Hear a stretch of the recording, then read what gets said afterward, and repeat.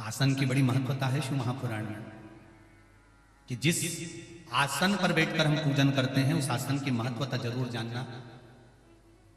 किसी दूसरे के आसन पर बैठकर अगर हम तप करते हैं, साधना करते हैं, पूजन करते हैं, तो जिसका वो आसन रहता है अपनी साधना का पूरा फल उस आसन वाले के पास पहुंच जाता है। इसलिए पूजन करते समय अपना खुद का आसन होना चाहिए, और अगर आसन नहीं है तो भगवान शंकर का नाम लेकर बैठो और शिव की पूजन कर कर स्मरण कर कर फिर जाइए।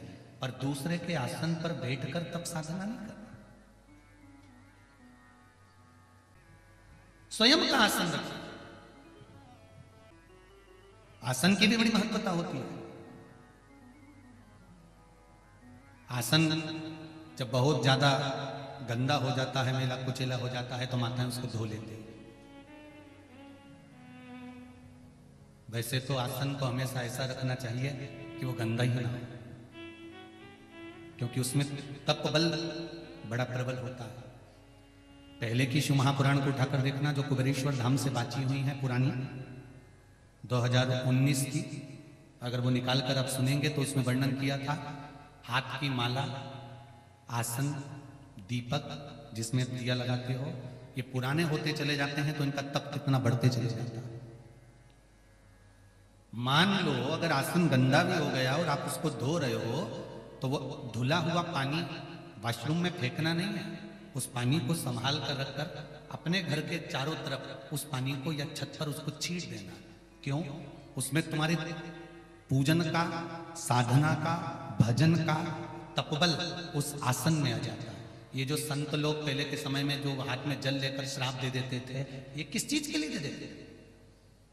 क्या कमंडल में जो जल रखा रहता था उस जल में इतना बल बढ़ जाता था कि वो जल लेते से फेंक देते तो श्राप दे देते थे? नहीं, कमंडल के जल में वो बल नहीं होता था, मुनियों के, संतों के, साधुओं के आसन में वो बल होता था। उस पर तप साधना करते थे, और तप साधना का जब बल बढ़ जाता था तो जो वस्तु हाथ में जल की लेते थे वो जल जब छींटते थे तो उस जल से श्रापित हो जाता था। ये आसन कोई साधारण होता है कि जब देखो जब बदल लो आसन को? मंदिर का दिया क्या साधारण होता है? जब देखो जब बदल लो मंदिर का दिया। गौमुखी और माला कोई साधारण होती है कि जब देखो जब बदल लिया?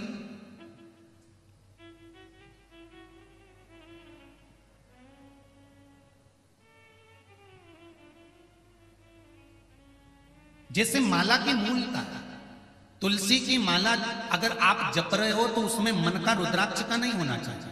रुद्राक्ष की माला अगर बनी हुई है तो उसमें कोई मन का तुलसी का नहीं होना चाहिए। मोती की माला से अगर आप जाप कर रहे हो तो उसमें पन्ने का मन का नहीं होना चाहिए। अगर शंख की माला से जाप कर रहे हो तो उसमें रुद्राक्ष नहीं होना चाहिए। आप जिस माला से जप कर रहे हो वो माला के सारे मन के एक जैसे होना चाहिए। अगर तुलसी के हैं तो तुलसी के, रुद्राक्ष के हैं तो रुद्राक्ष के, शंख के हैं तो शंख के, मोती के हैं तो मोती के, पन्ना के हैं तो पन्ना के, जिस चीज के भी वो मन के हैं वो मन के एक जैसा होना चाहिए। उसमें अगर मन का बदल गया तो तुम कितनी भी माला जप लो उसका फल प्राप्त नहीं होता।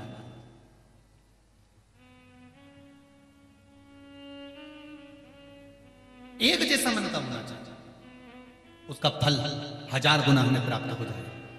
और अगर कोई मन का तुमने फैशन डिजाइन में बदलवा लिया कि नहीं हमको तो इसमें तुलसी की माला में रुद्राक्ष की माला का मन का लगा दो, या रुद्राक्ष में मोती लगा दो, या मोती में तुम एक काम करो शंख लगा दो, या शंख की जगह तुम पन्ना लगा दो, पुखराज लगा दो, तो ये श्रेष्ठता नहीं करता हमारा।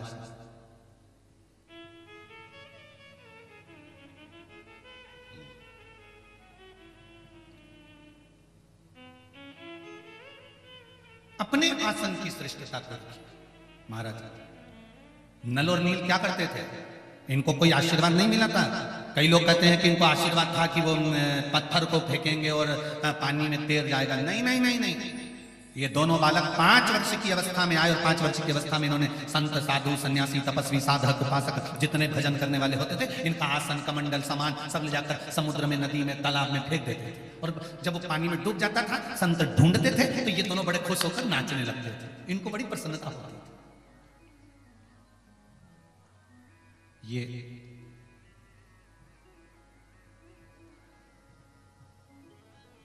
कई बार इनके माता पिता को, अश्विनी कुमारों को बताया गया कि भाई तुम्हारी बच्चे ऐसा कर रहे हैं।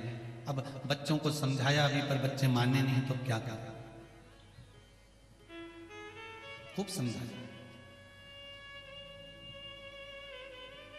खूब कहा। एक बार सारे ऋषि संत एक जगह एकत्रित हो गए और उनको गुस्सा आ गया। उन्होंने कहा इनका कोई ना कोई उपचार तो करना पड़ेगा, बच्चे हैं माना,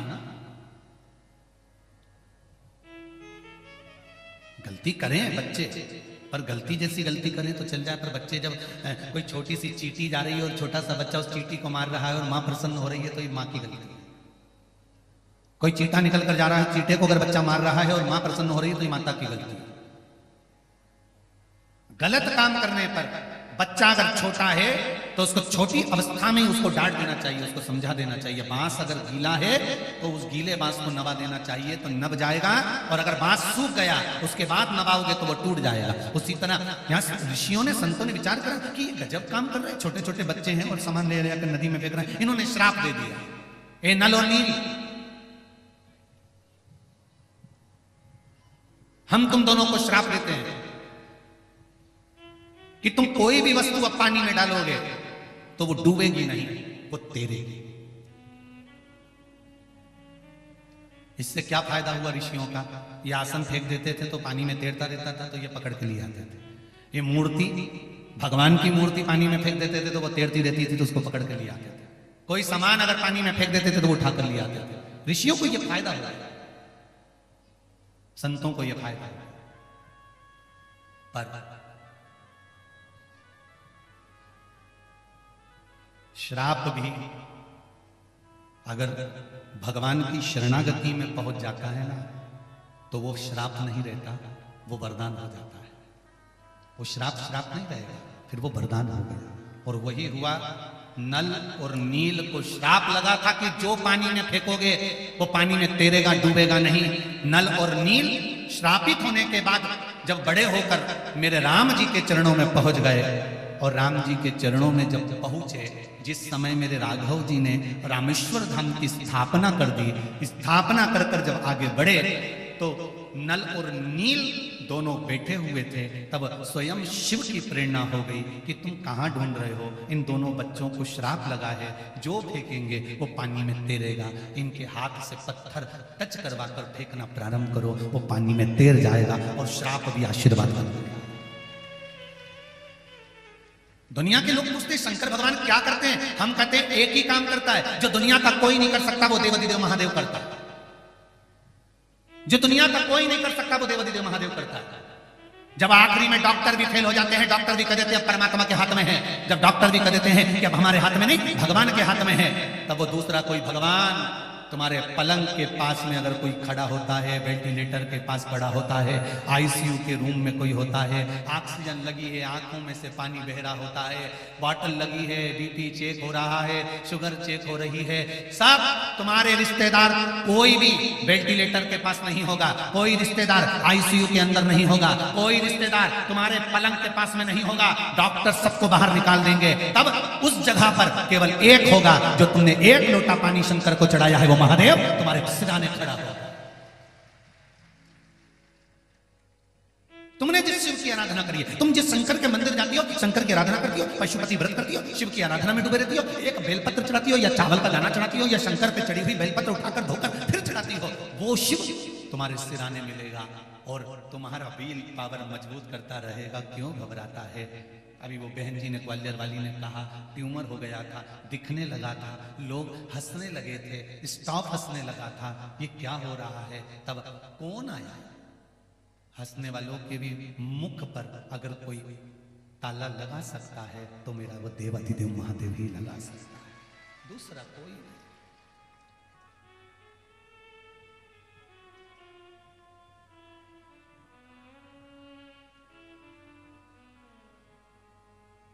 कोई दूसरा नहीं। इसीलिए कहते हैं महाराज उसका स्मरण। हमारे ओम नमः, जम के बोलिए, शिवाय। ओम नमः शिवाय। पंचाक्षर षडाक्षर मंत्र के अंदर पंचाक्षर मंत्र है नमः शिवाय, षडाक्षर मंत्र है ओम, साथ में बोलिए ओम नमः शिवाय। इस षडाक्षर मंत्र की मूलता क्या है? ओम में ब्रह्मा विष्णु महेश। ओम में 3 अक्षर सामने प्रकट हो जाते हैं, आ मा, आ उ मा। ब्रह्मा, बोलिए ब्रह्मा, विष्णु और कौन है? महेश। ये ओम के अंदर है। अब नमः जो संबोधन है, उस नमः संबोधन में शांति और पुष्टि समाई हुई है। नमः का मतलब है नमन। ब्रह्मा विष्णु और महेश ये ओम हो गए और हम इनको नमन करते हैं। अर्थात इस नमः शब्द में शांति भी है, पुष्टि भी है, नमन भी है। अब बचा शिवाय। शिवाय में आद्य शक्ति जगदम्बा है, शिवाय में ब्रह्म शक्ति है, शिवाय में 33 कोटि देवताओं की जो उनके वज्र में, उनके त्रिशूल में, उनके चक्र में, उनके शंख में जो जो शक्तियां होती हैं, वो सारी शक्तियां केवल शिवाय शब्द में। कौन से शब्द में है? शिवाय। केवल शिवाय शब्द। अब जरा विचार करिए, षडाक्षर मंत्र ओम नमः शिवाय। सब बोलिए ओम नमः शिवाय, ओम नमः शिवाय। इस षडाक्षर मंत्र में 33 कोटि देवताओं का संपूर्ण बल समाहित होता है।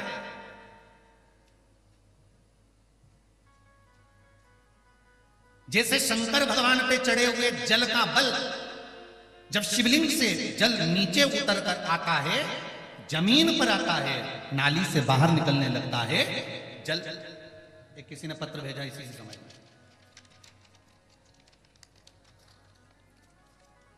ये शिवलिंग,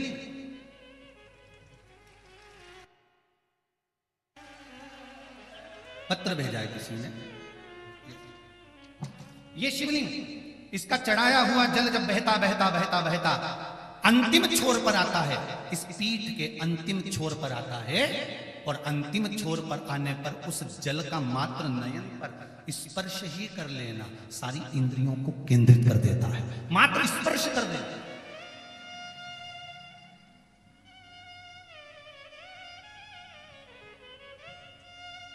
चढ़ाए हुए जल का भाग बहता बहता आया और पीठ पर से अंतिम छोर पर आया, अंतिम छोर, और उसका मात्र स्पर्श मात्र फल प्रदान करता है। गुरुजी, शंकर भगवान पर शिव महापुराण में कहीं लिखा हुआ है कि शिव जी पे चढ़ी हुई वस्तु नहीं खाना चाहिए, और आप कथा में कहते हो कि बेलपत्री का सेवन करना चाहिए, तो फिर हम किसकी माने? तो निवेदन पहले भी करा, आज फिर करते हैं। केवल नर्मदेश्वर शिवलिंग ऐसा होता है जिसके ऊपर चढ़ी हुई वस्तु का हम पान कर सकते हैं, पर सारे पूरे भारत की भूमि पर, पूरे विश्व में तो नर्मदेश्वर शिवलिंग नहीं होंगे ना, फिर हम बेलपत्री कैसे खाएं? तो आपको एक बात कही थी कि शंकर भगवान पर चढ़ी हुई बेलपत्र जब आप लेकर आए तो शंकर भगवान से ये कहकर लेकर आए कि ये औषधि के रूप में दे दो। औषधि कहीं से भी ली जा सकती है, औषधि कहीं से भी प्राप्त कर।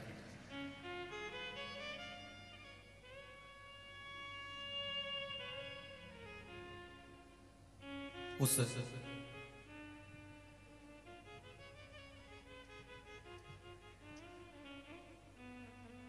औषधि को कहीं से भी प्राप्त किया जा सकता है।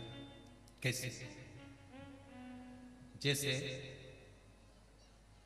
भोजन में 3 दोष होते हैं। कितने दोष होते हैं?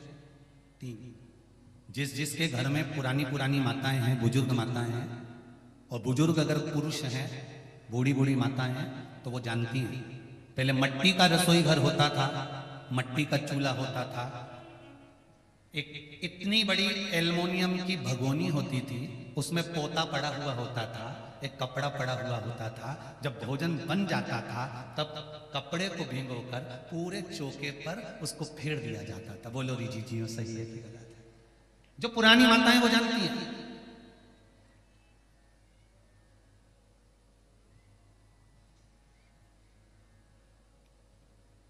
क्यों?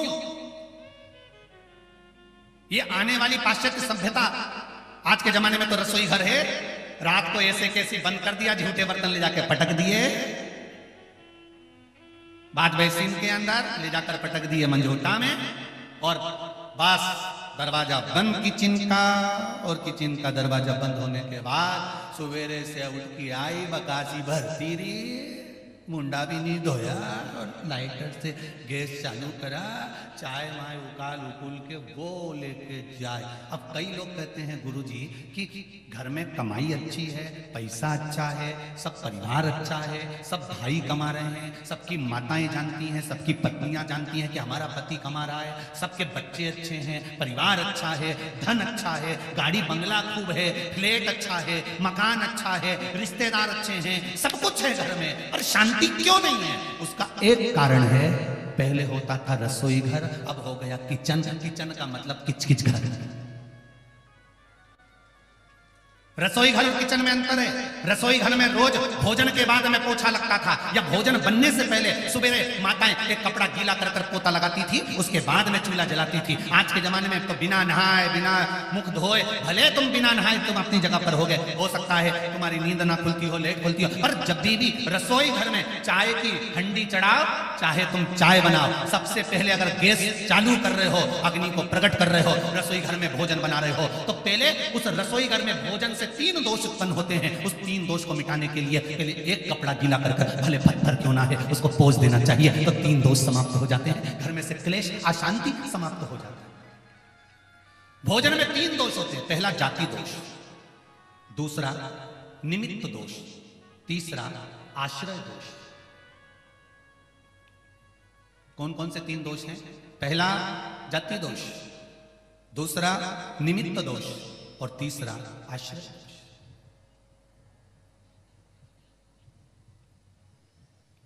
मतलब रसोई घर में जो तुमने भोजन निर्माण करा है, उसमें अगर कुछ गलत चीज बन गई है, कोई प्याज लहसुन का भोजन बन गया, या कोई आदि मांसाहार से जुड़ा हुआ भोजन बन गया है, तो वो दोष ना रहे।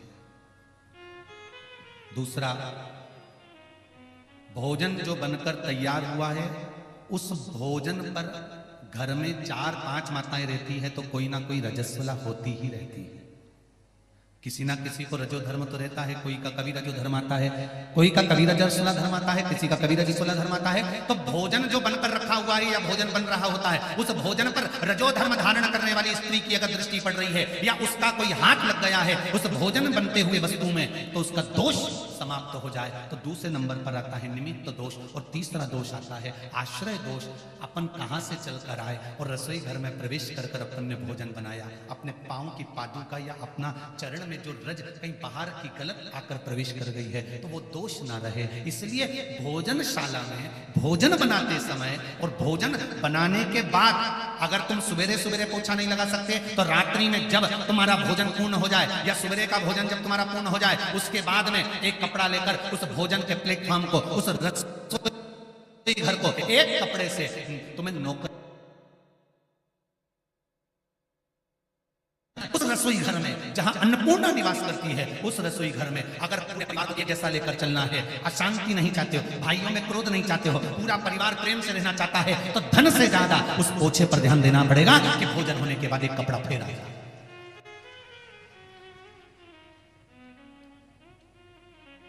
और यदि आपने रात को पोछा नहीं लगाया है, तो सुबह रसोई घर चालू करने से पहले पोछा फेरो। 3 दोष से निजात होना चाहिए, 3 दोष मिटना चाहिए। वो दोष समाप्त होगा, और समाप्त होगा तब भोजन का जो निर्माण होगा उसमें एक सुख प्राप्त होगा, एक सुख।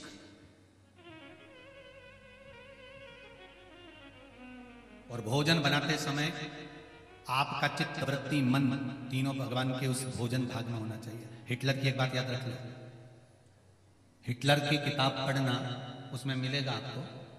हिटलर जिस देश पर आक्रमण करता था, जिस प्रदेश पर आक्रमण करता था, हिटलर जिस देश पर आक्रमण करने वाला होता था, पहले अपने गुप्तचरों को भेजता था, पता कर आओ कि उस देश में जिसमें मैं आक्रमण कर रहा हूं, वहां के लोग बैठते हैं तो झुककर बैठते हैं कि तनकर बैठते हैं। हिटलर अपने गुप्तचरों को भेजता था केवल उस देश में देखने के लिए कि झुककर बैठते हैं कि तनकर बैठते हैं, साधारण बैठते हैं कि दीवार से टिक कर बैठते हैं। केवल हिटलर ये पता करता था। और हिटलर के गुप्तचर जाते थे और जिस देश में देखकर आते थे कि वहां के लोग तनकर बैठे हुए हैं, हिटलर उस देश में कभी आक्रमण नहीं करता था। हिटलर उस देश में आक्रमण करता था जहां के लोग जब बैठते हैं तो कंधे को झुका देते हैं, नब जाते हैं या दीवार से टिक जाते हैं। हिटलर समझ जाता था जब इनकी रीढ़ की हड्डी मजबूत नहीं है तो देश भी मजबूत नहीं है, और हिटलर आक्रमण कर देता है।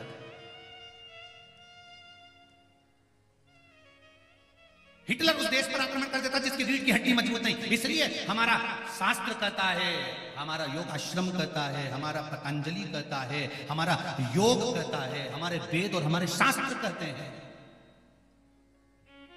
कि शिव की आराधना करते समय, शंकर का भजन करते समय, शिव आराधना में लगते समय, शंकर को जल चढ़ाते समय, शिव का पंचाक्षर मंत्र, षडाक्षर मंत्र या श्री शिवाय नमस्तुभ्यम बोलते समय आपकी चित्त वृत्ति और आपकी रीढ़ की हड्डी एकदम सटीक होना चाहिए। और शंकर से गुणानुवाद करते समय, भगवान का भजन करते समय आपका हृदय उस परमात्मा में रमा होना चाहिए। चित्त रमा।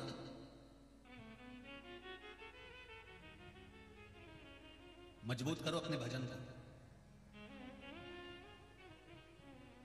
ओम नमः शिवाय। ओम नमः शिवाय। ओम नमः शिवाय। आप अपना कर्म करते जाए, आप भगवान का भजन करते जाए, आप स्मरण करते जाए,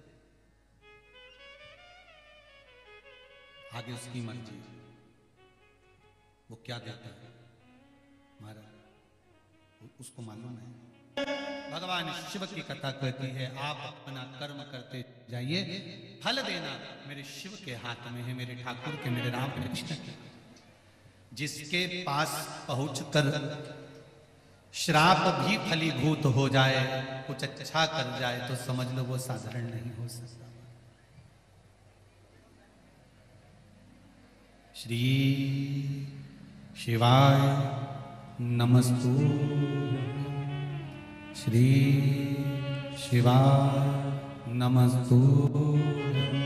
श्री शिवाय नमस्तु। श्री शिवाय नमस्तु। श्री शिवाय नमस्तु। शंभो शरणे मांगू घड़ी रे, दुख काटो दया करी ने दर्शन। शिव कथा कह रही है महाराज।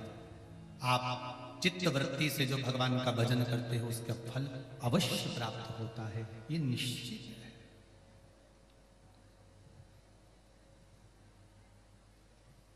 आप अगर आस्था चैनल पर भी कथा सुन रहे हो या फेसबुक यूट्यूब पर भी सुन रहे हो या पंडाल में आकर भी कथा सुन रहे हो तो इसका फल मिलेगा जरूर, निश्चित है।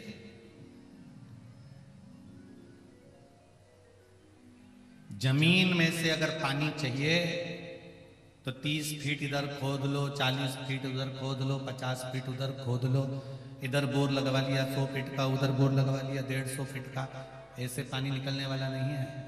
एक ही जगह पर 300 फीट तक खोदे जाओ, खोदे जाओ, 350 खोदो, 400 खोदो, पानी कभी तो आएगा। एक ही जगह पर अगर अच्छे से खोद लेते तो यह निश्चित है पानी निकल कर बाहर आ जाता। उसी तरह एक को पकड़कर अगर दिल से भज लेते तो निश्चित है कि मेरा शंकर मिलेगा। क्यों मिलेगा? निश्चित है।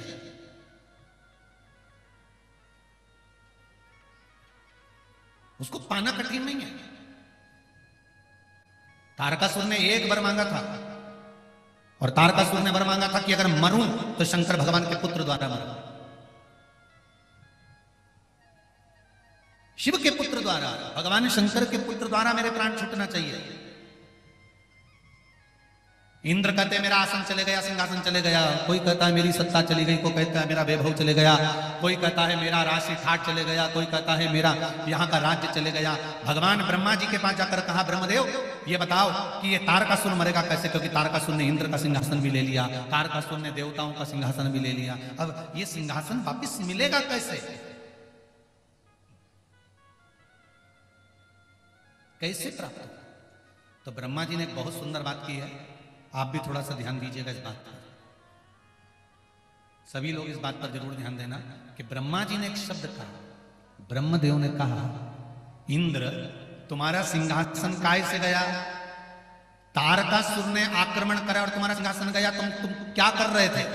इंद्र कह रहे थे मैं अप्सराओं का नृत्य देख रहा था।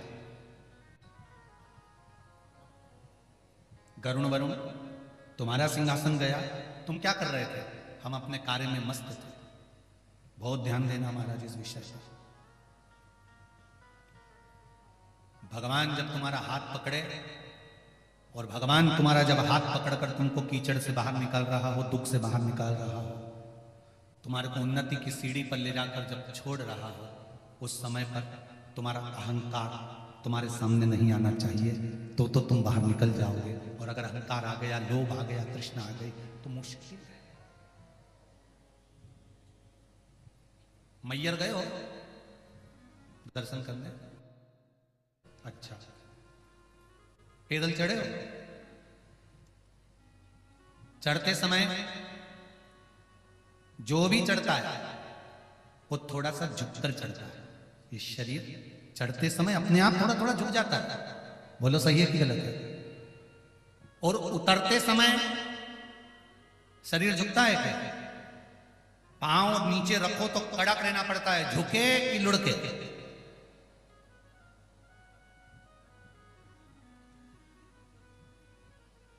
जितना जितना ऊपर चढ़ते जाओगे,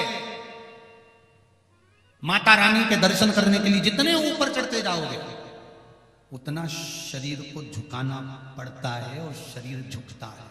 क्यों? क्योंकि उन्नति की सीढ़ी पर वही चढ़ सकता है जो जिंदगी में झुकना चाहता है।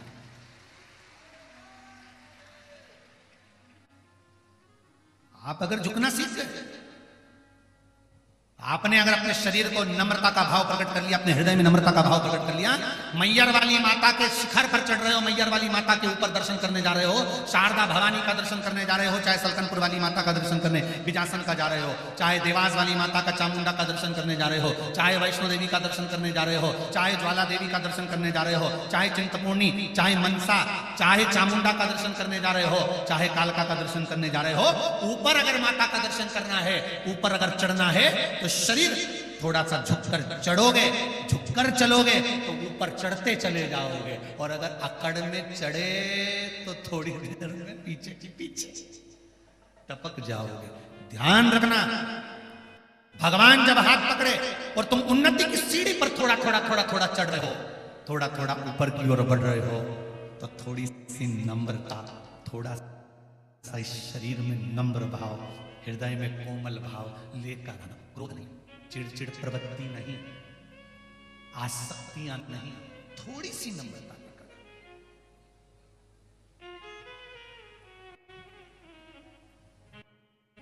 शरीर में सबसे पहले साथ छोड़कर जाते हैं। किसी किसी का तो पूरा सोफा सेट ही निकल गया है। शरीर में सबसे पहले साथ छोड़कर जाते हैं दांत, और शरीर में सबसे आखिरी तक टिकने वाली है जीवान। दांत इसलिए साथ छोड़ देते हैं क्योंकि अकड़ते रहते हैं, कल्ले ठट की तरह बने रहते हैं। और जीवान जहां तक टिकती है कि उसमें कोमलता होती है, लचीलापन होता है, नम्रता होती है। जिसमें नम्रता जीवान की तरह होगी वो आखिरी तक मजबूत बना रहेगा और टिका रहेगा। आखिरी धन, संपदा, सत्ता, बहुत ध्यान देना, धन, संपदा, और तीसरे नंबर पर बोला है जम के बोलो जरा। सत्ता, कुर्सी, पद, प्रतिष्ठा कब तक टिकी रहती है? जब तक आपके भीतर नम्रता रहती है। आप अगर दूसरे के दुख को देखकर दुखी हो रहे हो, दूसरे के सुख को देखकर सुखी हो रहे हो, तो आपकी सत्ता बरकरार रहेगी। और वरना तुमने अपनी क्रोध की हिटलरगिरी प्रारंभ कर दी, क्रोध चालू कर दिया तो वो सत्ता गई, अहंकार चालू कर दिया तो वो सत्ता, वो वैभव, वो धन गया, उसकी कोई मूलता नहीं।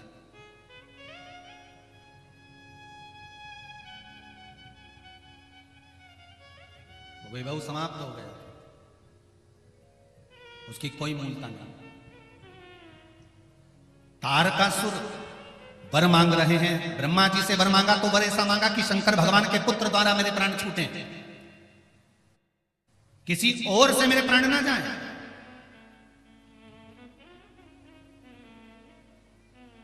कारण क्या है?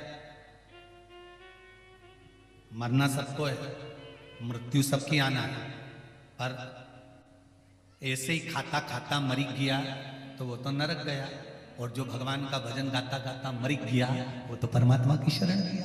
अंतर तो है, दोनों में है।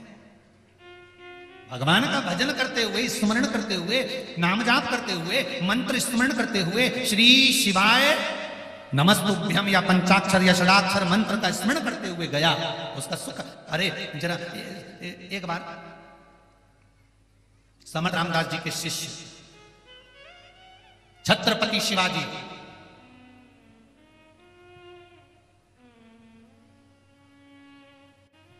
समर्थ रामदास जी के शिष्य छत्रपति शिवाजी, जिनका मुगलों के साथ में युद्ध हो रहा था और मुगल छत्रपति शिवाजी के सामने टिक नहीं पा रहे थे।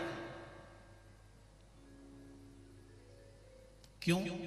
क्योंकि छत्रपति शिवाजी के गुरु समर्थ रामदास जी, और समर्थ रामदास जी ने जो भक्ति का बल छत्रपति शिवाजी को, जो मंत्र का बल दिया था, वो कोई साधारण नहीं था।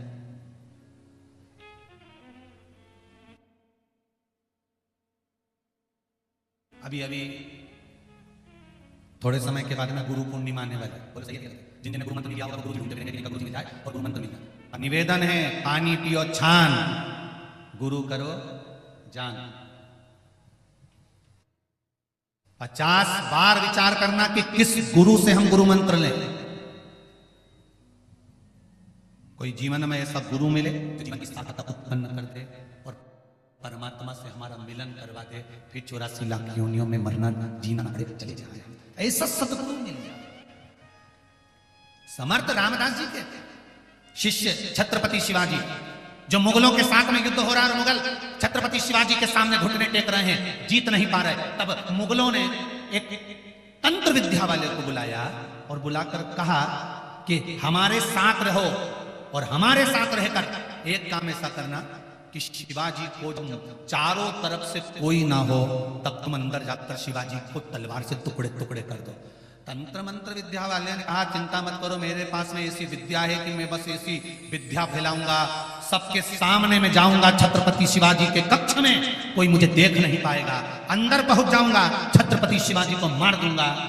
तंत्र विद्या वाले को बुलाकर मुगलों ने उस तंत्र विद्या वाले को तलवार लेकर भेजना प्रारंभ करा, और वो किसी को नजर नहीं आया, अंदर पहुंच भी गया जहां छत्रपति शिवाजी सोए हुए थे। जहां छत्रपति शिवाजी सोए हुए हैं वो पहुंच गया। पहुंचकर उसने तलवार निकाली और तलवार निकालकर छत्रपति शिवाजी को मारने के लिए उठाया। इतनी देर में तलवार हाथ से नीचे छुड़ी, तलवार नीचे,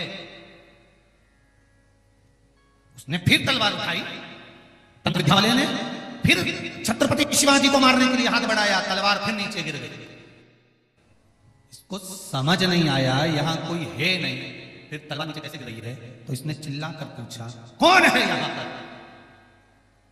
तब आकाशवाणी हुई, कोई दूसरा नहीं, शिवाजी, छत्रपति शिवाजी की मां, जिस शंकर की आराधना करती थी, पंचाक्षर मंत्र को जपती थी, नमः शिवाय, वो मंत्र तेरे तंत्र के आगे भारी पड़ रहा है, इसलिए तलवार गिर रही। जो समर्थ रामदास जी ने, गुरु ने जो मंत्र दिया था, वो मंत्र का जाप करा गया।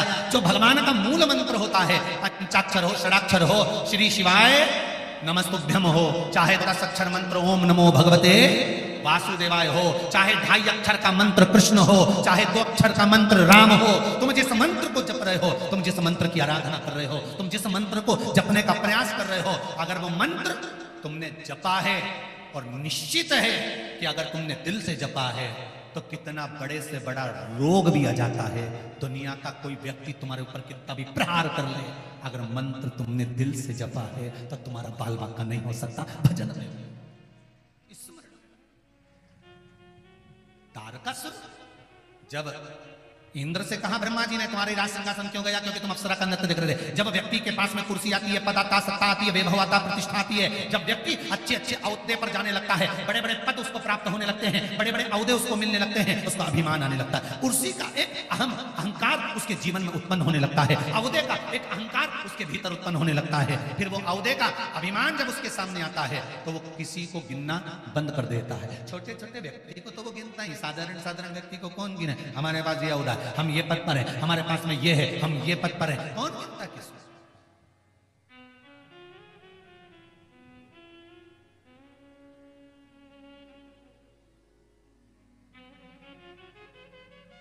कुर्सी पर बैठने वालों को एक बात याद रख लेना चाहिए कि एक ना एक दिन टेबल पे भी मिलोगे।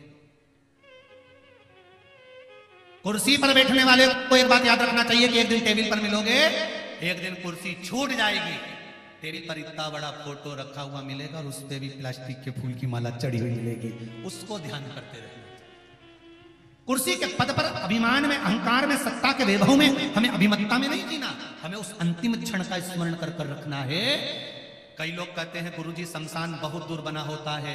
हम हर बार कहते हैं शमशान कहीं दूर बनाने की जरूरत नहीं, शमशान तो हर चौराहे पर बना देना चाहिए। जैसे चौराहे पर पान की दुकान देखकर पान खाने की याद आती है, कपड़े की दुकान देखकर कपड़ा खरीदने की याद आती है, मोबाइल की दुकान देखकर बैलेंस डलवाने की याद आती है, सब्जी की दुकान देखकर सब्जी खरीदने की याद आती है, उसी तरह निवेदन है, शमशान जब हर चौराहे पर बने तो व्यक्ति को अपने उसको पहचान क्या कारण हो सकता है, किस कारण गई? अभिमान, अहंकार में 3 गए धन वैभव और वंश, नाम तो देख लो रावण कौरव और कंस। धन गया, वैभव गया, वंश गया, रावण गया, कौरव गया, कंस चले। शिव कथा कर रहे समर्थ रामदास जी ने छत्रपति शिवाजी को, समर्थ रामदास जी ने, गुरु ने अपने शिष्य छत्रपति शिवाजी को जो मंत्र दिया था, उस मंत्र की प्रबलता इतनी बड़ी थी कि कुछ दिखा ही नहीं। सब आप पंचाक्षर मंत्र जपते हैं नमः शिवाय, आप षडाक्षर मंत्र जपते हैं ओम नमः शिवाय,